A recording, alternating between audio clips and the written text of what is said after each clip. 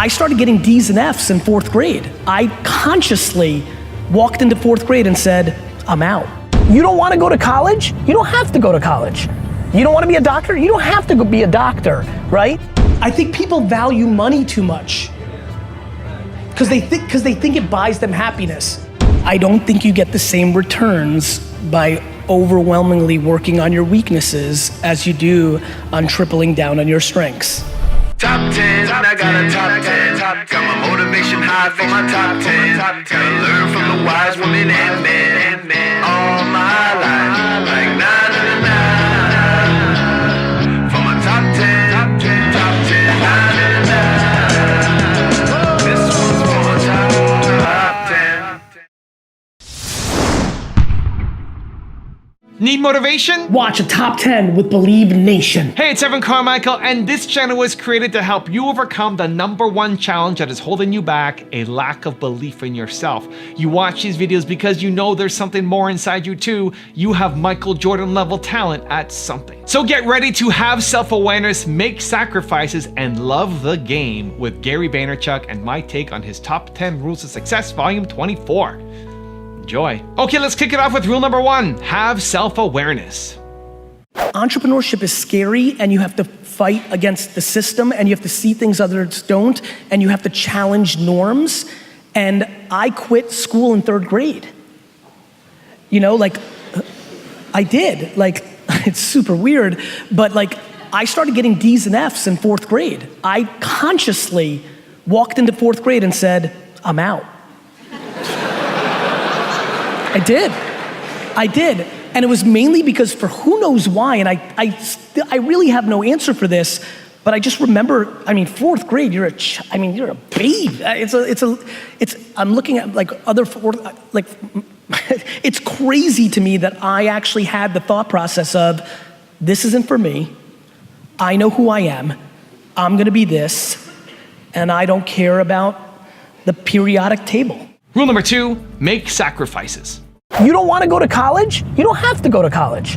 You don't want to be a doctor? You don't have to go be a doctor, right? But that also means that if that's what your parents want and that's what they're willing to pay for, you can't be like, hey mom, you know how you're gonna give me $80,000 to go be a doctor? That's what you want? Well, I don't want that. I want to be a painter, so give me that $80,000. That's not how it works. Yeah. You have to leave that on the table. That money, that infrastructure comes with that ambition.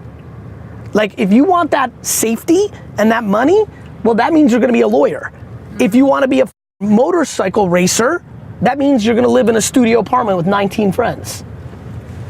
People ask the dumbest shit. This kid the other day is like, Gary V, but how do you do this in the Bay Area? It's so expensive. Like, you moved. You don't live in the Bay Area. You have a choice. People are like, Gary, what the f? Like, you're trying to pay $14 an hour? How do you survive in New York City? I'm like, you live in Queens and you take, like you can do anything. Mm-hmm. You have options. People aren't willing to sacrifice for what they want. Rule number 3, love the game. I do not care about money. I love the game. Like, people buy dumb shit. Like, lately people have been coming at me a little bit. It happened this week, and they're like, wait a minute.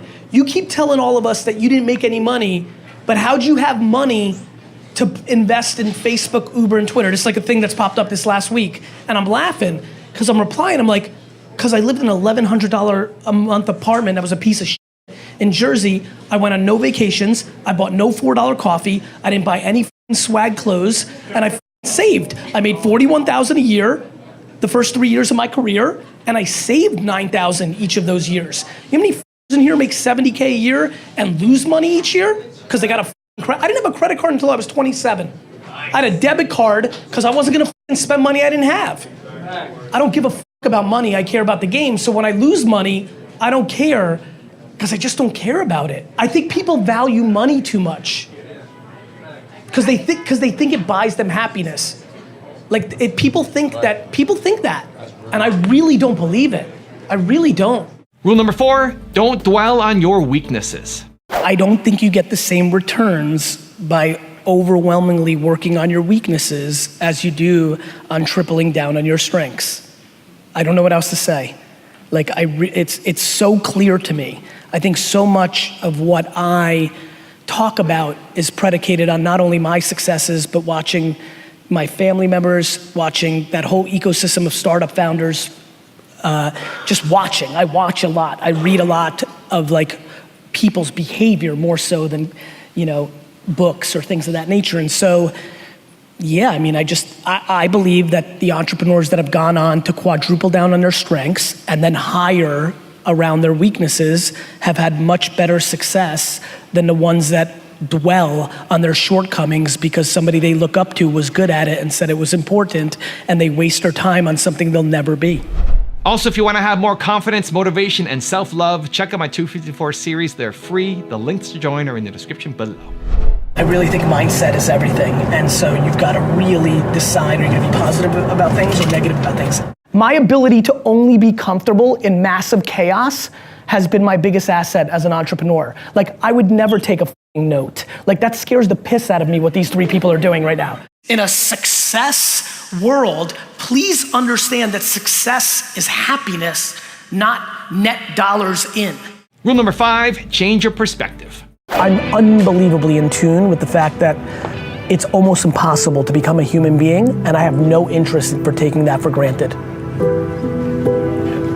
I love when analytical people, so when I have a very deeply math kid in front of me and we're having some sort of debate and they're upset about something, I'm like, you do know the odds of being a human being are 400 trillion to 1, right? Like, I think that what drives me is an unbelievably clear perspective to how lucky we are to have an at-bat, and I'm struggling to dwell on dumb shit. As long as 8 people that I love more than life are alive that morning, I'm in good spirits. I really am. Yeah, you know, like, I think adversity and humble beginnings is an incredibly good framework to happiness if you layer positivity and optimism around your difficulty.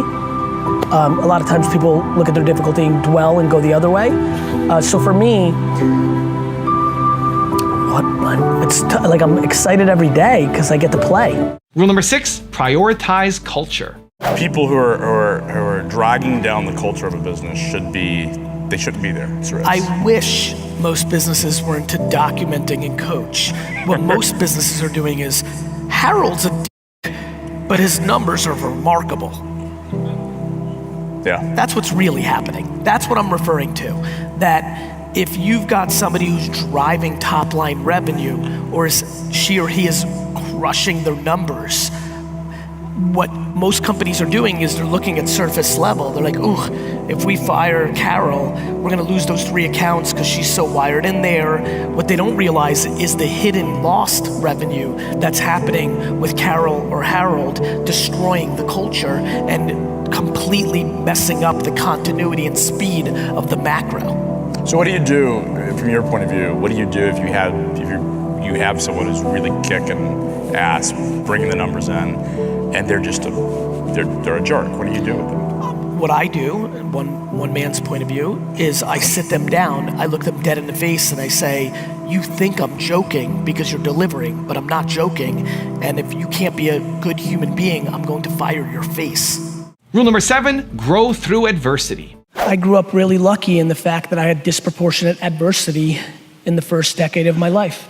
You know, I was born in Belarus. We came to the US when I was 3. I lived in a studio apartment with 8 family members.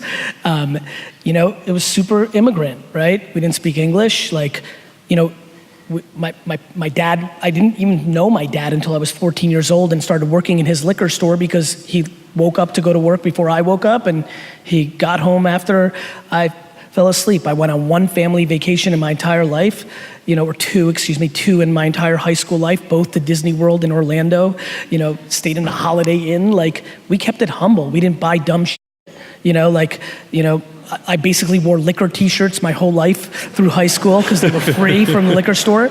Like, the level of humility and a lot of my ability to not worry about others was predicated on circumstance.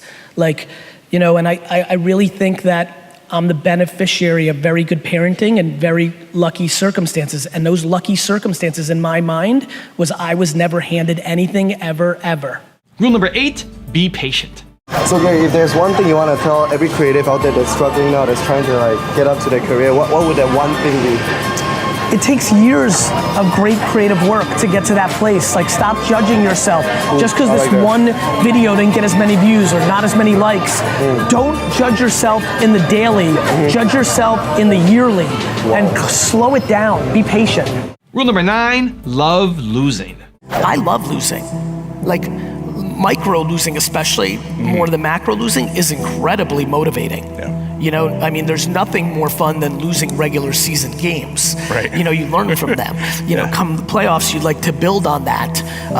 But yeah, I mean, I think adversity is the foundation of success. My losses are my losses, and my wins are my wins, and they both feel the same. When I hear the accolades or when I get razzed, I basically can't hear them. I'm just so in love with the process. And that's what getting up off the floor is. You had no choice. It's in your DNA to want to play. And rule number 10, the last one before a very special bonus clip, is find true happiness. The most important thing I think about when I think about getting to happiness is not so much owning anything, it's the ability to not hear anything but yourself. There's nothing more powerful than when everything gets quiet and the only thing that penetrates is your own voice, and that voice isn't judging you. Now I have a special bonus clip from Gary on how to master your craft that I think you're gonna enjoy. But before that, it's time for the 3-point landing questions. Let's go from just watching a video to taking action. Here we go. Question number 1, what does true happiness look like for you? Number 2, what's the adversity that you need to grow through? And number 3, what's the weakness you have that you need to stop dwelling on? I do not think anybody who goes to college and studies entrepreneurship can beat me in entrepreneurship. That doesn't mean it's right. And it's just kind of how my brain works. Like, I feel like it's a craft. Like, I don't think like, I think of it as we have not defined entrepreneurship properly. Here's why. Again, I absolutely believe people that go to school for entrepreneurship can get better at entrepreneurship from that process. I desperately believe that entrepreneurship is a talent similar to singing and playing sports. And I think that I'm on that spectrum, and that gives me confidence in this one little narrow thing of entrepreneurship, because while everybody else was studying in school and like playing sports and doing whatever they were interested in, I was constantly entrepreneuring. Right? And so I just have so much natural ability and so many years of practice that I feel like I'm on the extreme, and that's why I'm confident about it. Evan, thank you so much for having a couple seconds and being able to tell the Believe Nation a little bit about Empathy Wines. It means a lot to me that you would take this valuable real estate and time on your channel to give me some love. It means a lot. It's just good karma points, and so you're awesome. Thank you. Believe Nation, if you're into wine at all, go to empathywines.com. My whole career's work was poured into producing a wine that rivaled $40 to $60 wine for 20 bucks a bottle. I'm just super excited about this subscription-based wine business. You can order 3, 6, or 12 bottles in subscription form, rosé, white, red.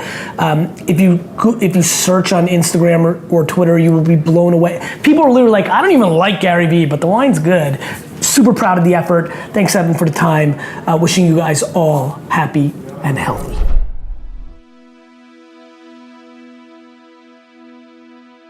If you want to know Gary's views on how to win on Instagram, check out the video right there next to me. I think you'll enjoy it. Continue to believe, and I'll see you there.